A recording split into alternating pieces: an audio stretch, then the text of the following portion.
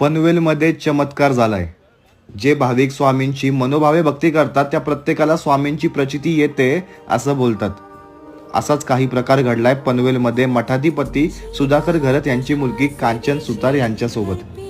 काही दिवसांपूर्वी कांचन यांच्या श्री स्वामी समर्थांच्या 51व्या अध्यायाच्या पोथीच्या वाचनाचा सप्ताह सुरू होता. त्याच दरम्यान त्या मठातून घरी जात असताना स्वामींना नेहमी विचारायच्या, स्वामी तुम्ही माझ्या घरी कधी येणार? आणि असंच घरी जात असताना त्यांनी स्वामींना विचारलं आणि त्या घरी निघून गेल्या. त्यानंतर पहाटे 3 वाजण्याच्या सुमारास त्यांना दरवाजा वाजण्याचा आवाज आला आणि एक आवाज कानी पडला, उठ मी आलोय.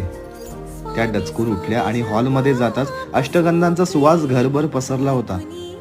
हे सर्व बघून त्यांचे डोळे आनंदाश्रूने भरले. खोलीमध्ये स्वामींचे पावलांचे ठसे उमटले होते. पोथीमधून आणि स्वामींच्या मूर्तीच्या पायामधून 5 ते 7 किलो अष्टगंध निघालाय आणि अजून